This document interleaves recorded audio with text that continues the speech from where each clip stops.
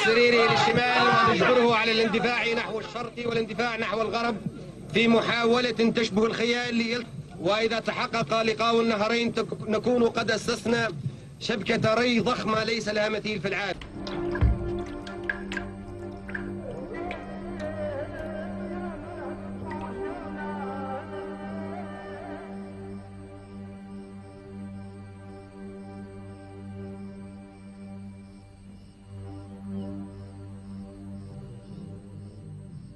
degrees centigrade above zero. We are in the desert in northeastern Libya.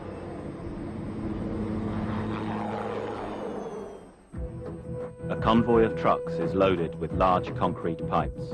Pipes to be used in the construction of what Muammar al-Gaddafi hopes will be the eighth wonder of the world.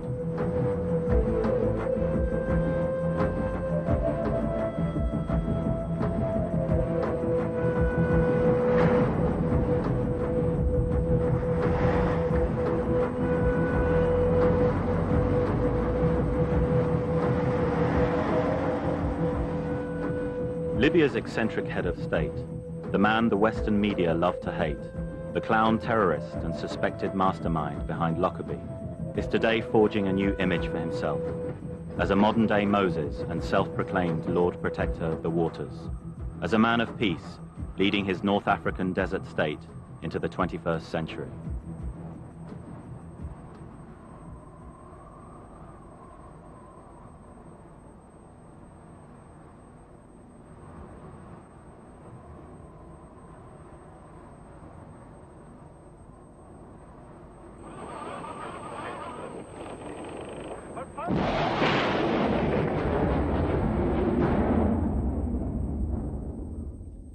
In the name of Allah, Gaddafi blesses his pipes, the new prophet carrying out the commands of God. 2, 1, 0. And God has commanded that the desert be ripped up by an army of bulldozers and dynamite. In 1984, construction work began on the largest irrigation system the world has ever seen. Costing more than $35 billion, the project is an ambitious feat of engineering technology, a lasting monument to Gaddafi's reign in Saharan Africa. But it is also one of the most controversial construction projects in the world today, a cause of concern for both the West and Libya's neighbors. A dream of hope for his admirers, a potential nightmare for his enemies, the great river has become a concrete incarnation of one of the most intriguing political figures of our times.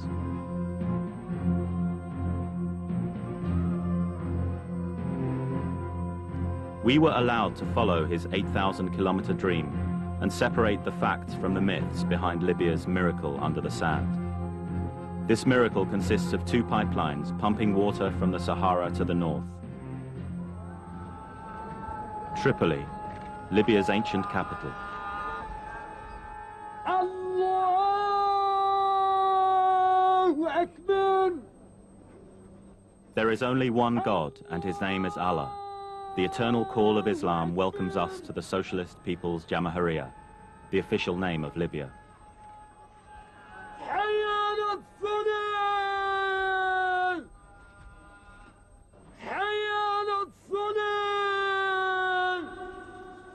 Bashir, our devout Muslim guide assigned to us by the authorities, observes the custom of ritual washing in the oldest mosque in Tripoli.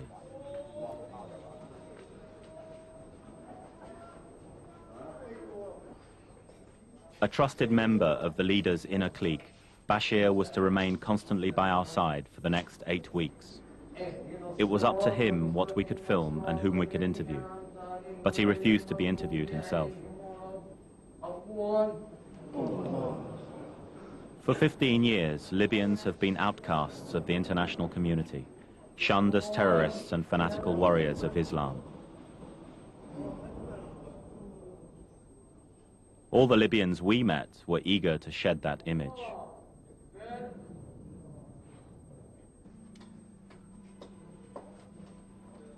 One of the first people we interviewed was Yusuf, the muezzin of the mosque, who has lived all his life in the old city.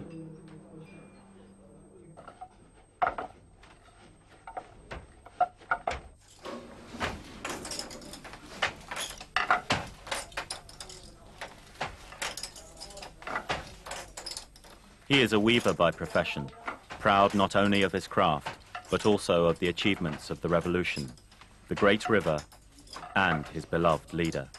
اليوم أسهر في كل حوش وفي كل شارع يعني في المي. أول شارع الوادي فيه شي 18 شيش ماتوا قاعدين برسم الحكومة. يعني هذه نعمة من نعم الله حتى. بيوتكم تو فيها؟ لا فيها المي. كلها مدينة خديمة طاقة فيها من الحد إلى الحد. عندنا الخزانات يدروهم، خزان القبة تو عندنا إحنا زي ما نقولوا هنا. يموت المدينة الخديمة دي كلها. I love the masses as I love my own father, yet fear them in the same way, writes Gaddafi the poet. But do the masses love or fear their adopted son? Today, Gaddafi's state of the masses is in crisis. Economic sanctions have fueled discontent in the cities and in the army. For the first time, there is talk of organized opposition. To win back popularity, Gaddafi has launched a new charm offensive, using the most powerful personality cult in the Arab world today. ويعيش الشعب الليبي ويعيش الأخ قائد الثورة والانتصار والاستشهاد والحمد لله انتصرنا على العدوان. And a driving force behind that cult has become fresh water, a priceless resource throughout North Africa. In 1996, select districts of Tripoli began to receive water from the leader's desert pipeline, his gift to a thirsty people. Today, this water is a luxury supplied to those with political connections in the revolutionary committees. Nouria, a housewife in the Old Town, is one of the lucky ones. Her loyalty has been rewarded.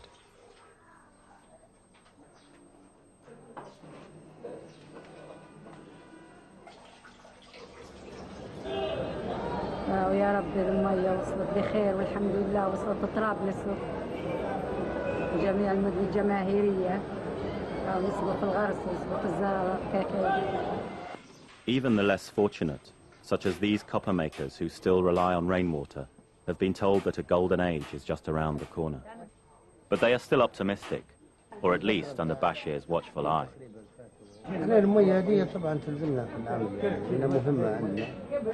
كلام معروف وحتى من غير حتى للشراب ولكل شيء. لكن احنا في العمل نحتاجونها يعني. وتو الحمد لله ما عادش عندنا معاناة في المية. Yet the West remains deeply suspicious about this mysterious tunnel under the sand. It finds Gaddafi's new image as a man of miracles hard to swallow. The Libyans we were allowed to talk to tried to allay such fears. وللأسف الشديد احنا أصدقاء لجميع أنحاء العالم وأصدقاء للشعوب الصادقة ويتهموا فينا أن هذه عبارة عن معابر يعني أو مخازن للأسلحة أو يعني في أثناء الحرب يستغلوها فهمت كمخابئ ولكن هذا كلام باطل ومليش أي أساس من الصحة. Last year, German newspapers claimed that the Great River carried anything but water, and that so far not a drop had flowed into Tripoli. Yet endless supplies of water are visible everywhere in the city centre.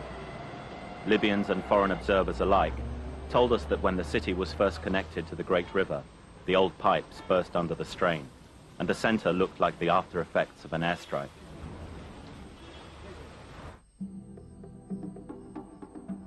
Tahuna, 100 kilometers from the capital, the most notorious section of the Great River.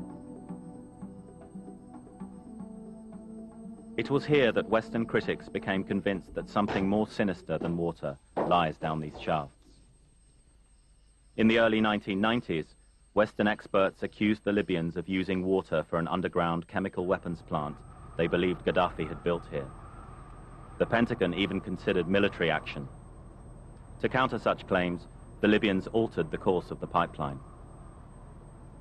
Whether water is flowing through here or not, the authorities assure us that foreign observers can inspect the site at any time. Libya has nothing to hide. What's going on? There's nothing behind that. I mean, those terrorism countries, I mean, when they say this is something behind this project, something hidden in the Bible, which is not, I think it's, nobody can say, nobody can answer this question because this need no answer. It is big project, thousands of people work on it. Many people from England, maybe from America, they work in this project. An avenue of pipes stretching as far as the eye can see. The foundations of Brother Colonel Mouammar's high-tech pyramids in the North African desert. Libya's engineer-in-chief keeps his miracle under very close control. Brega plant, the factory producing the pipes that have come to symbolize the ambitious dimensions of the great man-made river. –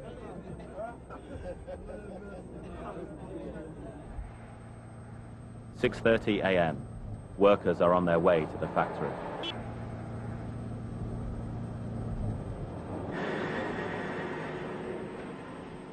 Defiantly anti-American, Gaddafi once described his country as a Pepsi Cola bottle being shaken by foreigners until it is about to burst. Ironically, this outspoken crusader against Western imperialism hired an Anglo-American firm, Brown and Roots, to design the entire project.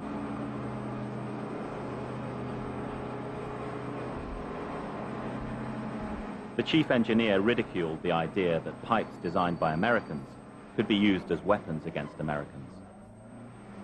كيف ما نحن نعلم ان في آلات كثيرة جدا هنا في المصنع كانت مصنعة في الولايات المتحدة الأمريكية وتم استيرادها من الولايات المتحدة الأمريكية تم تركيبها هنا بواسطة المقاول السابق اللي هو دونغا. فكيف مش عارف انا يعني كيف يقولوها الكلام مضايق ان نحن هم صنعوا الآلات وعارفين ان الآلات هذينا شنو الوظائف تاعها الآلات هذينا، فكيف تو يتهمونا بان نحن قاعدين نصنعوا في أسلحة او غير أسلحة. Whether or not these pipes are being used for military purposes, only one man really knows. But in Libya today, economic self-sufficiency seems to be a more urgent goal than yet another showdown with the White House. The Lord Protector of the Waters certainly appears to be on a race against time. Over 500,000 pipes have already come off the assembly lines and now lie under the desert sand. In fact, Libya has become the largest pipe producer in the world. It's tea time. Ruben comes from the Philippines. He's been working in Brega plant since 1994. He only has a chance to see his family once a year. As we have a saying, there's no place like home. But, you know, if we are thinking of the welfare of our family, we can find a job in the Philippines, but, you know, the salary is not quite high. I mean, comparing with the salary what we receive here. Everything about the Great River is enormous in scale. These pipes are produced using concrete specially reinforced with iron wire. They are built to last 50 years and are supposedly bomb-proof. These pipes reflect in concrete and steel the suspicious crush or be crushed philosophy of their Bedouin creator, a man who bases his ideology on Nietzsche and the Quran.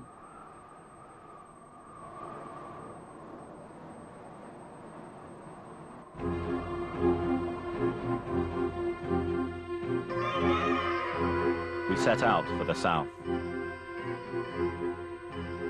Here in Al-Kufra, we look for the source of the Mammoth Project. It is hard for us to imagine that Gaddafi's freshwater oceans lie underneath this bone-dry desert.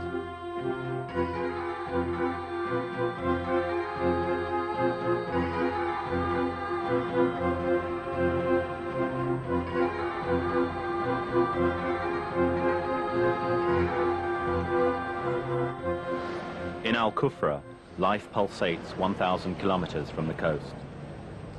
This is Libya's El Dorado, a desert boomtown totally dependent on underground water for its existence. It is also Libya's gateway to Black Africa. Many immigrant workers have come to this seedy settlement in search of new opportunities. Indeed, repeated influxes of foreign workers have made life less regimented here than in other parts of Libya. That night, we were invited to a wedding to see the good times brought by the great river.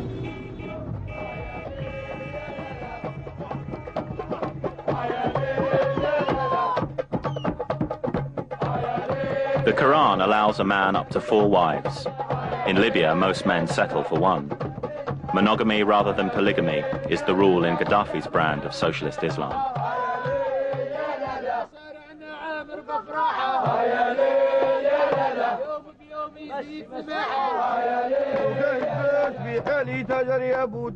The climax of the wedding is a song of praise, not to the happy couple, but curiously enough, to that miracle river gushing below them. The great river will give us new life. It will give us crops, they sing, echoing an ancient dream which has lost none of its force today.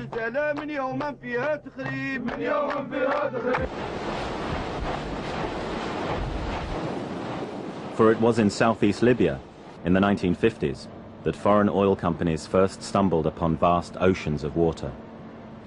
These deposits have been trapped underground for thousands of years, since the time the Sahara enjoyed rainy seasons and lush green forests, and North Africa was the breadbasket of the ancient world. Today, the water sustains the largest agricultural project in the Sahara. Al-Kufra is Gaddafi's strongest weapon against his critics, proof that his dream of a green Libya is more than an empty slogan. 100 giant circles are watered by rotating sprinklers, which have spun unceasingly for the last 30 years. A mundane process performed every day, but one with hidden dangers. In the summer months, only 30% of the water makes it to the ground. The rest evaporates, while the salt from the water remains, slowly eating away at the newly fertile soil. The director of the project told us that the leader is turning back the geological clock and restoring the Sahara to its former glory. Gaddafi is preaching the politics of paradise, promising a new Garden of Eden that will one day create an economic power strong enough to challenge the developed world, the Islamic State of the wretched. Al-Kufra is the breadbasket of the country, producing enough grain to feed the entire population. Most of the agricultural laborers come from Chad and Sudan. But Al-Kufra is located in a remote spot, far from major trade routes. Transport costs are thus high, and the entire project can only be sustained by enormous state subsidies.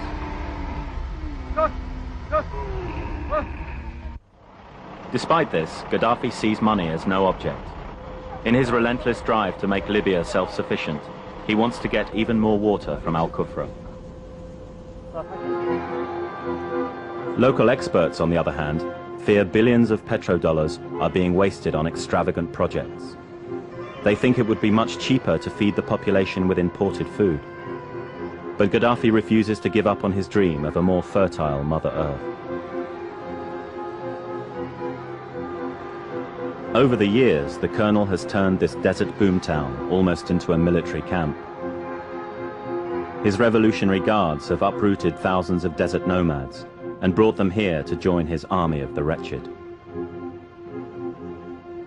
But murmurings of discontent can be heard among the rank and file.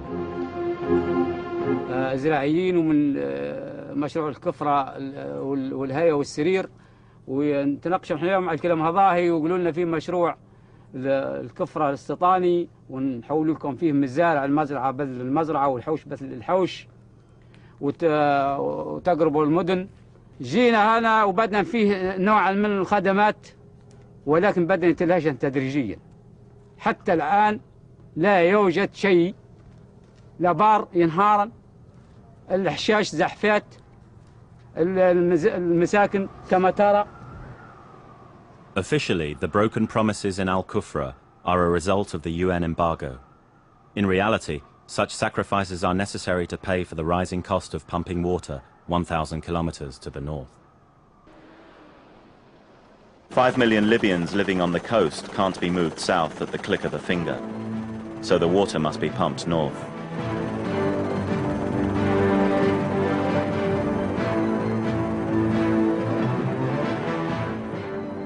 Benghazi, Libya's second largest city, has been supplied with water from the Great River since 1991.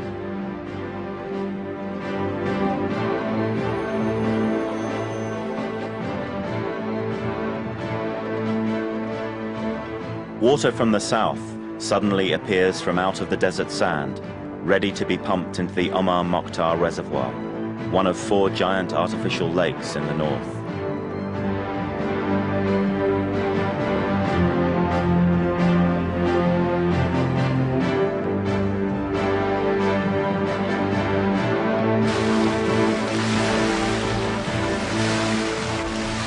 The headquarters of the entire project, located in Benghazi. The leader stares at us blankly from a computer screen. The Great River is now online as the Libyans spread the green message through the web.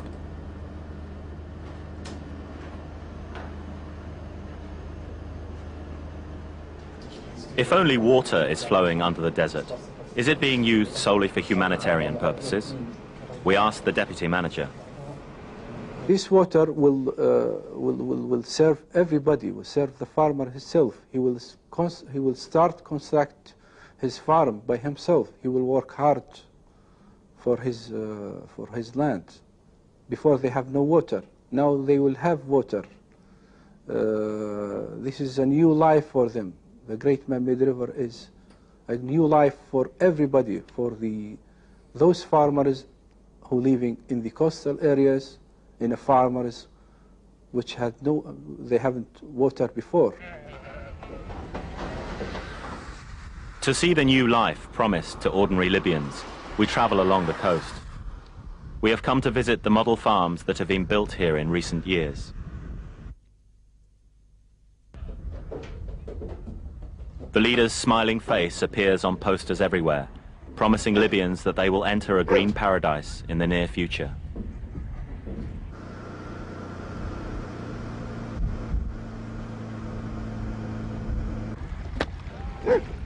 Not long ago, Ashek was a shepherd, but he jumped at the chance to make a new beginning on one of those model farms. All Ashek's needs are taken care of by his local agricultural cooperative. مكتب الزراعة اللي هناي حقيقة مجاوبين أمانة والله فوق من اللازم التأكيد. يمكن الحاجة اللي هي في استطاعتهم كلهم يديروا فيها. يتابعوا فينا في العرض وفي اللي عدلوا العرض وسووها حتى كذلك. قال هذا أسل، احنا نقولوا أسل يعني. فهمت؟ والمية هذه ديما بعد يومين تجيه مرة، بعد يومين تجيه مرة. الأرض هذه كانت أرض قاحلة. ما فيها شيء ولا فيها مية ولا فيها حتى شيء. نهائيا. واليوم اهو تشوفوا انتم قدامكم المية هلتناك هذه هالخزازين هذين كلها المية كلها. And one day, we are told, the whole country will be covered with these water tanks. A concrete invasion designed and built entirely by Western firms. For Gaddafi lacks the technical know-how to create his green Libya, nor can he turn a nation of nomads into modern farmers overnight. So he is having to look abroad for the million workers he needs.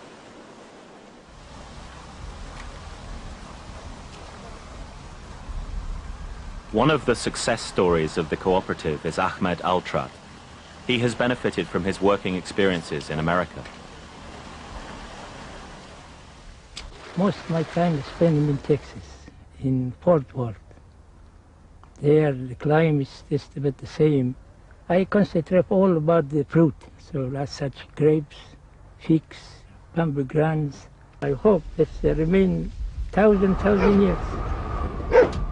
The native population fears what this foreign deluge will bring. For shepherds like Abdallah, the biggest losers of the Green Revolution will be ordinary Libyans and their traditional way of life.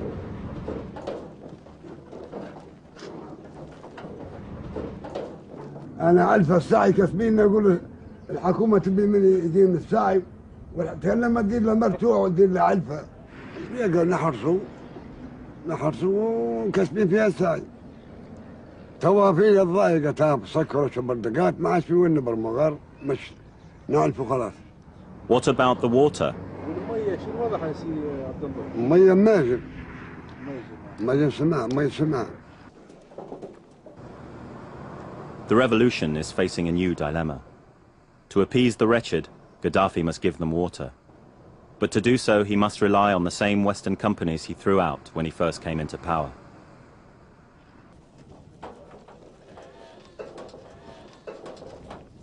If the people feel they are being driven off their own land, stormy seas may lie ahead for the Lord Protector of the waters.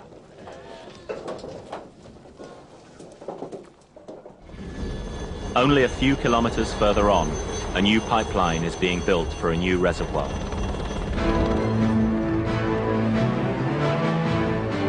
Al-Gaddafi.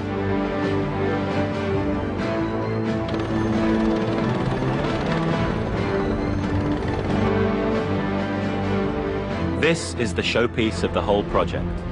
1 kilometer wide, it is designed to contain 24 million cubic meters of water.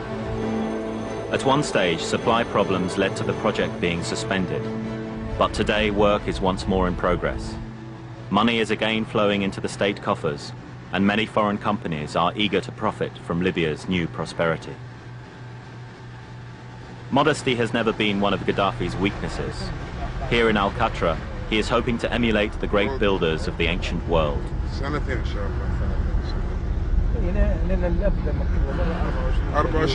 أكبر خزان في العالم هذا.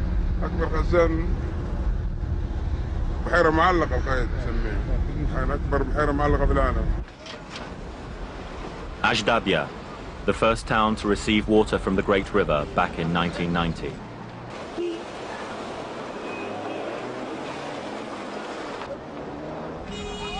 So many years in the international wilderness have made Westerners a rare sight in Libya. We were an object of curiosity wherever we went.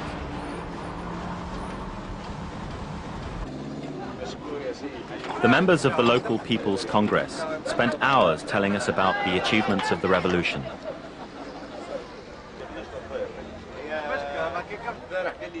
But the best lesson in revolutionary principles came from an unlikely source: Gaddafi's personal Iron Maiden in Al-Gaddafi. Libya is one of few countries in the Islamic world where women are not only seen, but also heard. The Dark Lady herself told us that the leader is a great liberator who has freed women from the tyranny of their backward fathers. نود أن نواكب عصر الحضارة والتطور. لا نريد أن لا نبحث عن الاستعمار ولا نبحث عن الشر ولا نبحث عن السلام والاستقرار للبشرية في جميع أنحاء العالم. ونحن نبشر بالفكر الأخضر.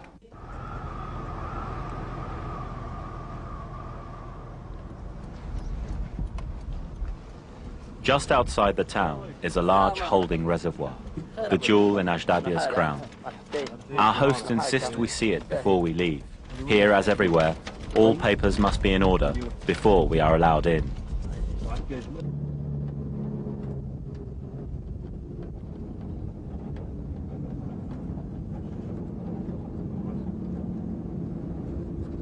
In 2 years, when the reservoir can be used to its full capacity, 2 million cubic meters of water daily will flow to Sirte and Benghazi.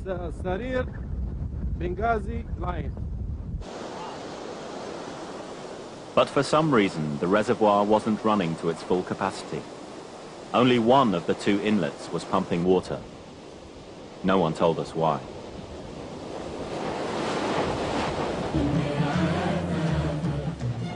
The inauguration of the Eastern Branch back in 1991. Gaddafi's message to the world that night was clear.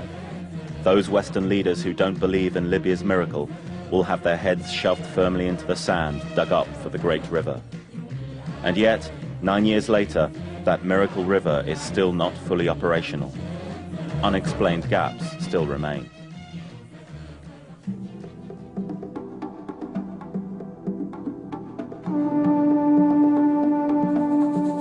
Can military or humanitarian motives alone explain why millions of petrodollars are being spent on a still imperfect system? Or is Brother Mwamwa being driven by a higher goal? We look for answers to these questions in the vast Syria well fields in the south.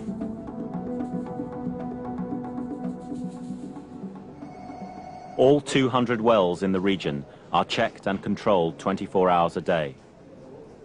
At first, we come across the same message we have heard everywhere on our journey. The Great Man River project is known to the Libyans, and it is very offensive to every single Libyan to say, you know, if you want to insult a Libyan, you talk about the man-made river project. They think it's the greatest thing ever happened. It's the 8th miracle, they consider it. So when you talk about the Great Man River project, it's a humanitarian project. It's for the people, it's water, it's for the best of everybody.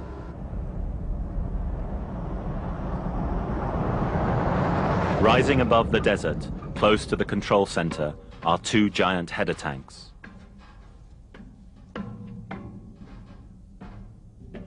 These majestic cathedrals of water are vital to the entire eastern branch.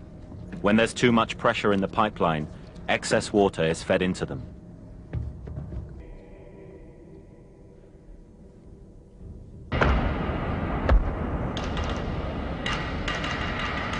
But one of these enormous hulks is strangely empty.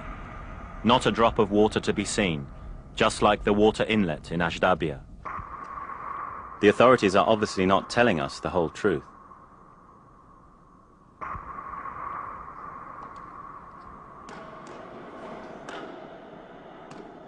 The engineer-in-chief has promised Libyans generations of prosperity and a supply of water lasting thousands of years.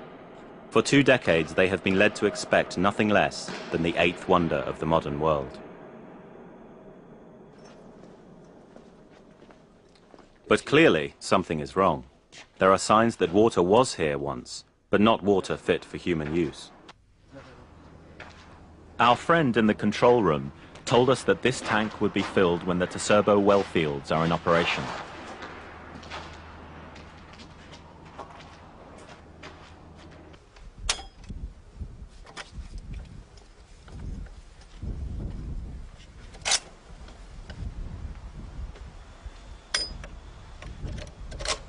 Something else had been on our minds since leaving Brega plant. Why is Gaddafi on such a race against time? On the east and on the west side, you have Algeria and Egypt. Do they also have these water reservoirs under the desert? I'm not a geological, but currently they have a problem. You know, North Africa is considered the worst, except Egypt with the Nile, but the whole coastal North African countries have a problem. The environment of Saharan Africa is one of the most fragile on Earth. Water is becoming a dwindling resource. And it may well become the new dividing line between the haves and the have-nots. We can see that there might be some quarrel, some struggle, even some wars about having and getting water. You, as a country in Africa, you are not afraid that you will get into troubles with your neighboring countries? That's for the future to tell. To allay the fears of his neighbors, Gaddafi is planning artificial rivers for them as well. These could throw a lifeline to poor countries like Chad and Sudan, but also make them increasingly dependent on their benefactors.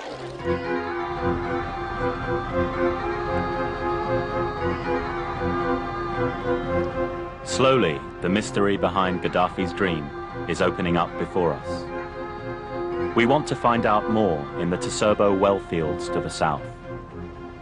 Within 2 hours, our own future seemed far more uncertain. Rick, our sound engineer, is seriously injured when one of our vans crashes. Only thanks to a hastily arranged airlift were we able to get him to hospital.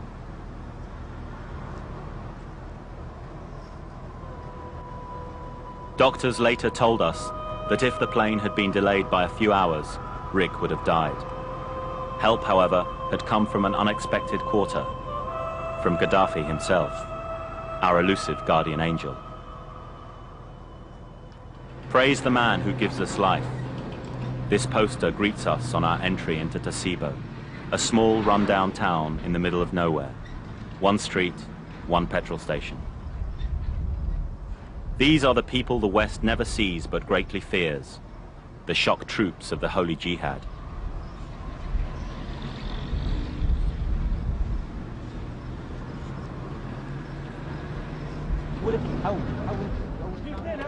It's market day. Farmers from the local Zuwaya tribe trade in the same goods their fathers and grandfathers did.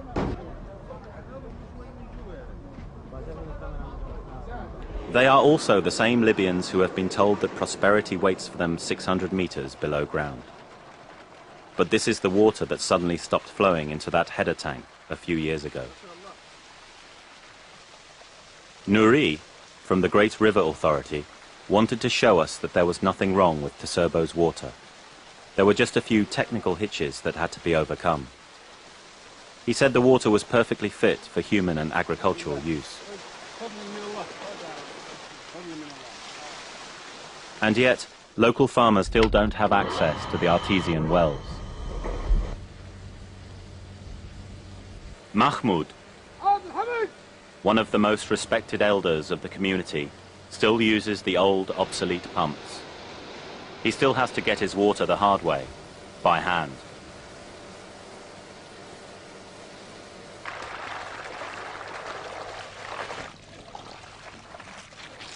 Ecologists are warning that drilling in the area is causing underground water levels to sink 40 centimeters each year, bringing more and more salt to the surface and slowly destroying the soil. But Mahmoud has been told a different story.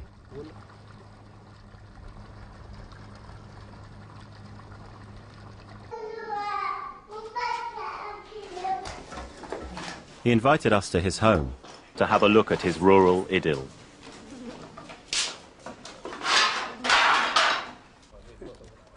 Gaddafi once wrote that the city is the hell he escapes to. Here we had the chance to see the heaven he mythologizes.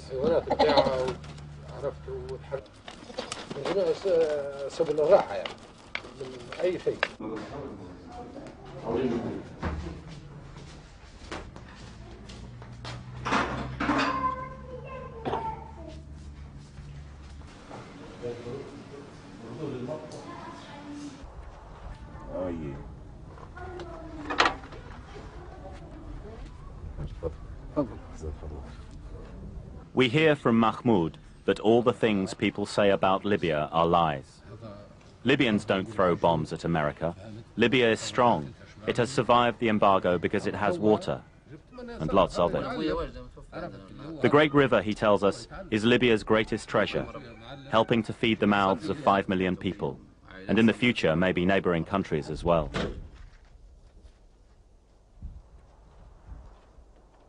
Water is like a hallucinogenic drug, affecting both those at the top and ordinary people like Mahmoud. It is also a powerful source of national identity.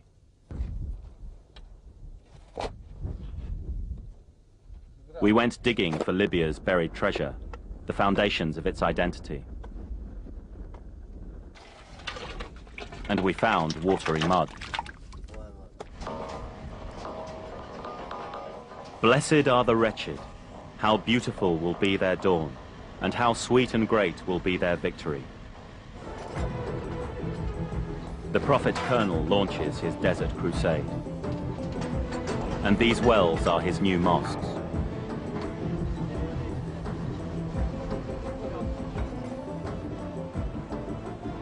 Mahmoud the farmer is also Mahmoud the prospector, drilling for Libya's liquid gold.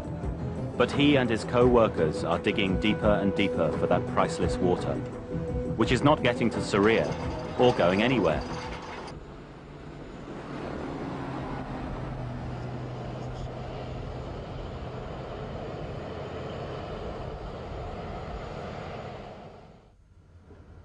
Romeo Farcasano is a Romanian geologist.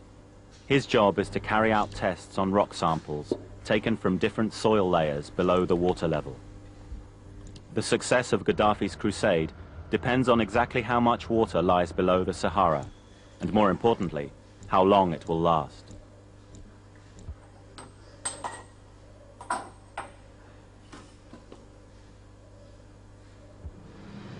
If this is a fossil water, in time it might be exhausted. At least 30 years it might be this water. If this water has some alimentation area from the border of, I don't know, of the African continent, that means this water cannot be exhausted because we have rain, we have re-alimentation, and the water will be renewed. And therefore we'll have water enough for a very long time, very, very long time. All the countries of drought-ridden Saharan and sub-Saharan Africa have a vast source of fresh water right on their doorsteps. But so far only one man has the technology to get it. From Lord Protector of the Waters to Lord Protector of all Islamic Africa? Basima, a forbidden oasis.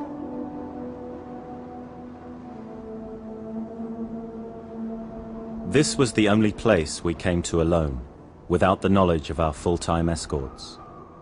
Instead of a thriving oasis, we found a ghost town at the very source of the well fields. 20 years ago, the owners of these huts were resettled during the regime's offensive against the Bedouins who opposed its modernization programs. We came here to discover more about the quality of the water, but the only person we found was Robinson, a goat breeder from Sudan. He doesn't care about politics, but he's still happy. He has enough to drink.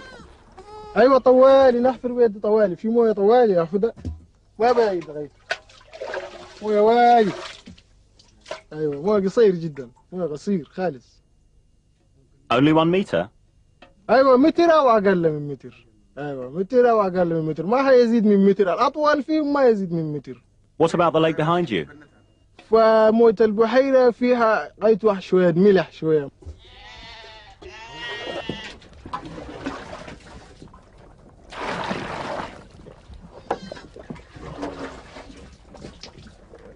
But what victory awaits Gaddafi's wretched in the future?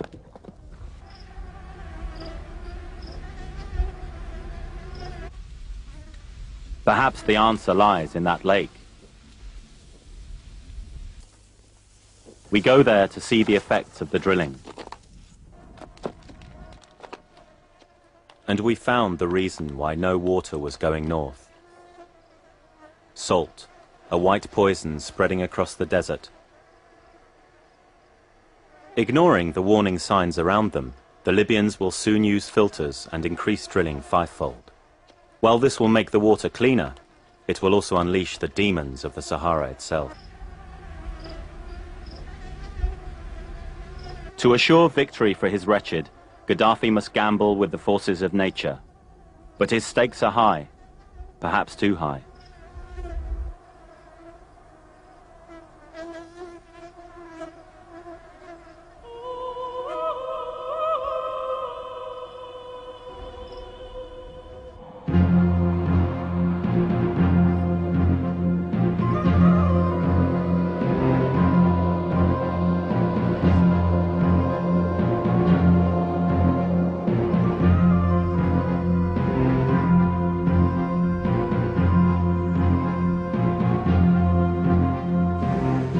We are now in the western branch of the Great River. Here the water is purer. Gaddafi knows it and has concentrated all his resources on finishing the pipeline in 2 years. Many South Koreans are working on the western pipeline. They have come to Libya to avoid military service in their own country. Now they are foot soldiers in a new campaign.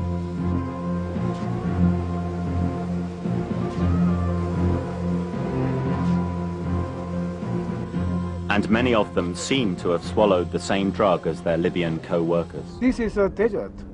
We have to be changed from desert to greens.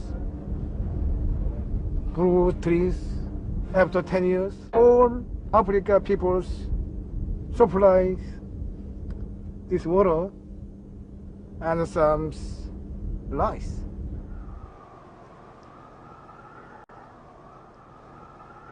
Mr. Kim may think the Great River is a wonderful gift to Africa, but it's a surprise present kept well hidden from the prying eyes of the outside world. And no more so than here, 400 kilometers from the coast, where our cameras were especially unwelcome.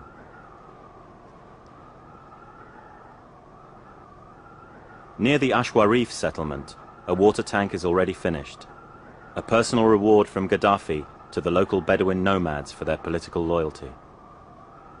This harmless-looking tank receives 3,000 cubic meters of water every day.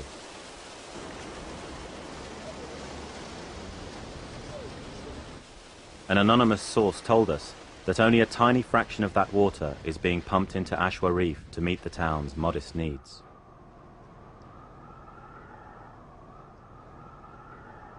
The rest is being channeled in the opposite direction, deep into the wilderness of the desert. Many in the West will look over that horizon and see not a pipeline to paradise, but a time bomb waiting to explode.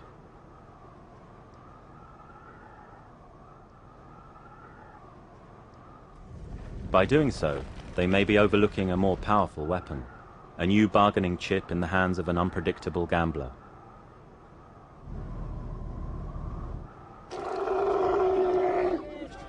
In Libya, continuing shortages and waste are increasing concerns about the whole sense of the project. But in this nomad police state, open criticism remains unthinkable.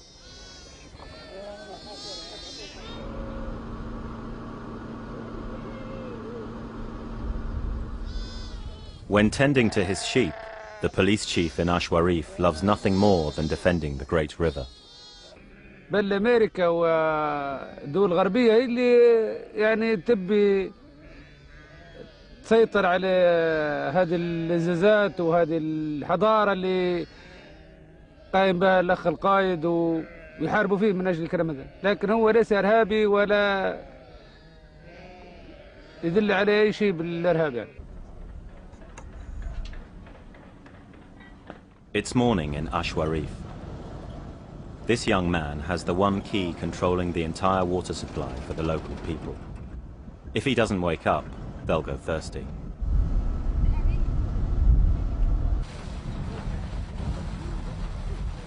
Libya's Angel of Mercy may soon be holding a much larger key, turning the region's liquid reserves on and off at will. By playing politics with water, Gaddafi is not only threatening the environment of the Sahara, but may also be sowing the seeds of conflict for future generations. We are from the clan of Moses, the people of Ashwarif proudly tell us. A special Bedouin celebration takes place that night. The police chief tries to create order out of chaos among the chosen people.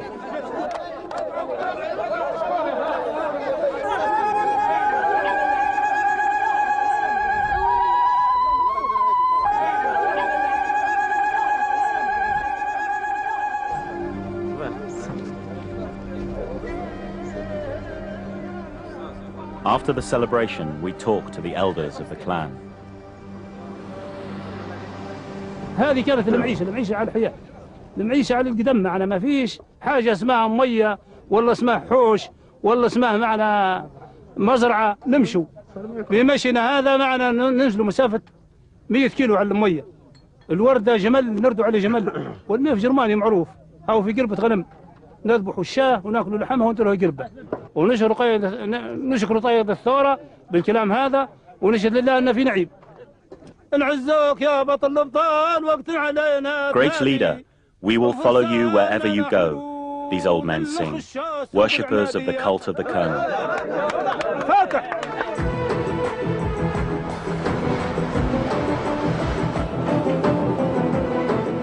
The Lord Protector has staked his political future on the success of a concrete fantasy. The risks are great, but the prize could be infinitely greater. For as the 21st century dawns, the key to power in North Africa will be neither another Lockerbie nor a chemical weapons plant. It may be just a few drops of water.